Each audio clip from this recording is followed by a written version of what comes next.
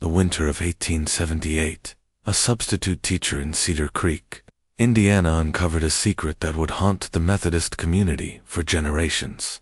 Over the course of 2 years, 50 children had mysteriously disappeared from the town's beloved Sunday. School names still appeared in attendance logs, yet their families acted as though they had never existed. What she found hidden beneath the church floorboards revealed a horror so organized that local authorities kept it buried for decades.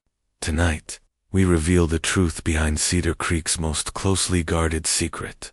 Before diving into the story of Margaret Wilson and the children who trusted her, no, this channel isn't for everyone, only for those ready to confront the darkest aspects of America's religious past. If you're one of the few who dares to face what others won't speak of, hit that subscribe button and let me know what state you're watching from. Are you prepared to find out what really happened in that Methodist church basement? The investigation that followed would reveal not only personal evil, but also a town-wide silence in the face of disturbing truths, and a criminal network that had been operating across the Midwest for more than a decade. Cedar Creek lay in the heart of Indiana's coal belt, where Methodist faith ran deeper than the mine shafts below. By 1876, nearly 3,000 residents called it home, drawn by expanding rail yards and coal mining work connecting Indiana's output to Chicago's industrial hunger. The Baltimore and Ohio Railroad reached Cedar Creek in 1871, changing it from a quiet farm town to a booming industrial center. With that growth came social friction. Immigrants from Ireland and Germany flooded in, bringing Catholic and Lutheran beliefs that clashed with the Protestant majority. Methodist, Baptist, and Presbyterian churches jostled not only for parishioners, but for influence in a society where faith often shaped business and social standing.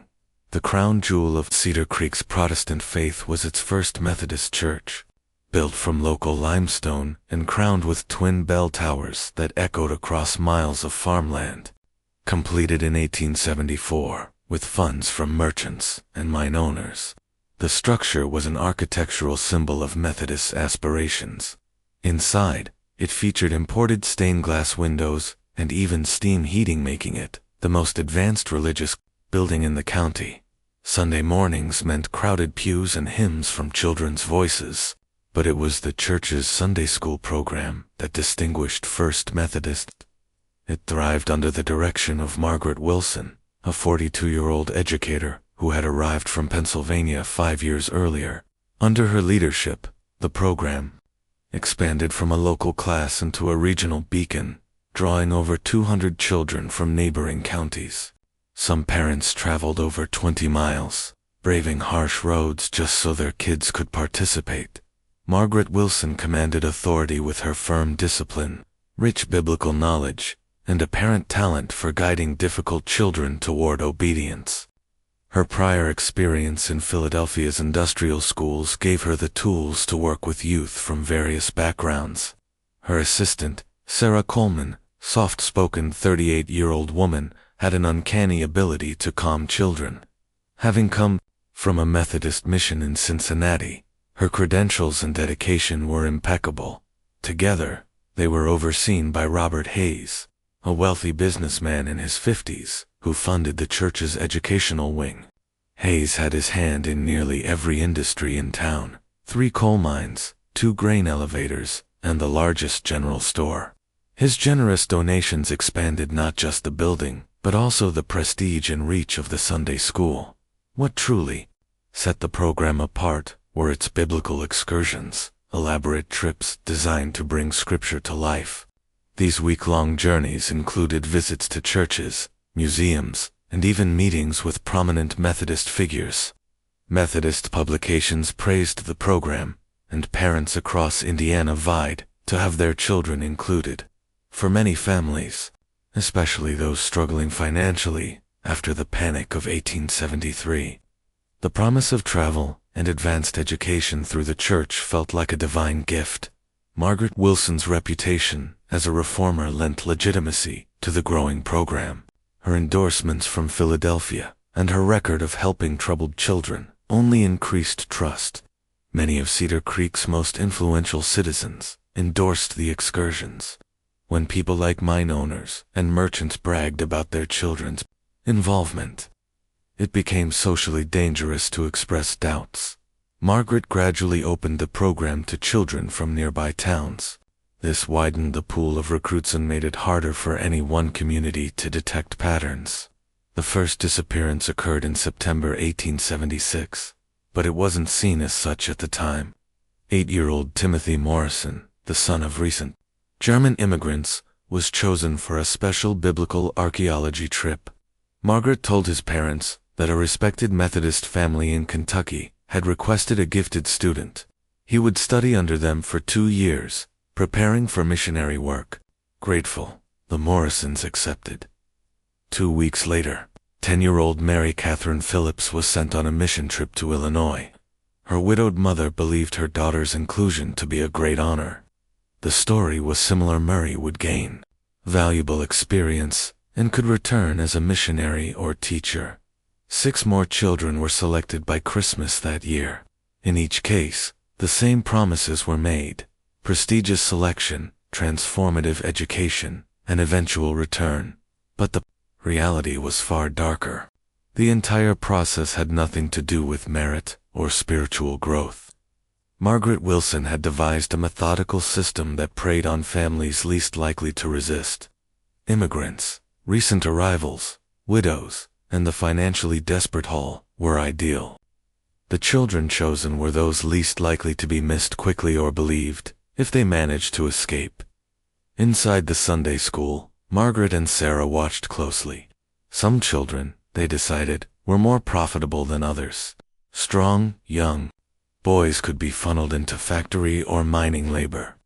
Older girls with good looks and basic schooling were destined for domestic roles, some legitimate, others far from it. Intelligence was a threat. Obedient, quiet children were ideal. Sarah Coleman's role was crucial. Her calm demeanor allowed her to gain children's trust and gather details about their families. What looked like counseling was actually surveillance. Her private journal, discovered later, read like a psychological casebook. In it, she recorded how to break children's loyalty to their parents, how to discourage resistance, and how to mold them into compliance. Her most chilling entries described 12-year-old Anna Kowalski. Sarah wrote how she convinced the girl that her poor Polish parents were unfit guardians for someone as gifted as her. By the time Anna left, she believed abandoning her family was a necessary sacrifice for God. Sarah even forged letters to parents, pretending to be the children themselves. These updates, full of progress and gratitude, created a paper trail and deflected suspicion. She did the same with church leaders, tailoring praise and reassurances based on each adult's values and ambitions. By early 1877, the network expanded to include churches in Ohio and Illinois. Robert Hayes's railroad contacts helped transport children under the guise of religious travel. Criminal networks began placing orders for children. Margaret's operation had become a supplier. Profits poured in. Hayes's donations expanded the church further, creating private rooms beneath the building. More parents sent their children. By spring 1877, the program drew families from over a dozen communities, making it impossible for any one town to see the whole picture. Then, in January 1878, Sarah fell ill, diagnosed with consumption. It came at a crucial time, just before the largest round of excursions was to begin. Margaret, overwhelmed, needed help. The church board hired Ellen Hartwell, a 24-year-old educator trained at Indiana State Normal School. Ellen was different. Raised in a Methodist family, she believed in the mission of religious education. But her training emphasized documentation, assessment, and accountability skills that would unravel the entire operation. Ellen began asking for past lesson plans, student records, and correspondence logs. At first, she accepted Margaret's vague responses. But soon, inconsistencies emerged. The children remaining in the program were obedient and bright, but records of those who had gone on excursions were incomplete or missing entirely. Her deeper inquiries and what they uncovered would bring the nightmare of Cedar Creek into the light. We always thought Cedar Creek was just a peaceful little town, tucked between forests and silence. But after what happened, I'll never see it the same way again. It started with a knock. One cold September morning, my grandmother handed me a letter no return address. Just my name written in shaky handwriting I didn't recognize. Inside was a photograph of my father. Not the man I called Dad growing up, but the man my mother never spoke of. He was standing in front of a burned-down house with the words, "Find the truth in the ashes," scribbled on the back. I should have thrown it away. Instead, I went back to Cedar Creek. The town looked the same, weathered houses, silent streets, and the same old diner with the flickering open sign, but it felt different, like the entire place was holding its breath. When I asked around about the fire, the locals got quiet. Some stared, some walked away. One old man at the gas station muttered, "Some secrets should stay buried," and refused to sell me gas. I thought maybe I was just chasing ghosts, until I found the journal. It was hidden beneath a floorboard in my mother's childhood home, one she swore burned down when she was young. The pages were warped and half-burned, but the entries were clear enough to piece together. My mother had a brother, a twin. No one had ever mentioned him.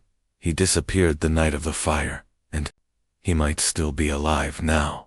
I'm being followed. I see the same green pickup outside my motel every night. Someone cut the brakes on my car, and this morning, someone slid a matchbox under my door with one word written inside, "Leave." But I can't, because I'm starting to remember things my mother made me forget. Screams, smoke, a boy's hand grabbing mine. I went back to find the truth. Now, I don't know if I'll make it out alive.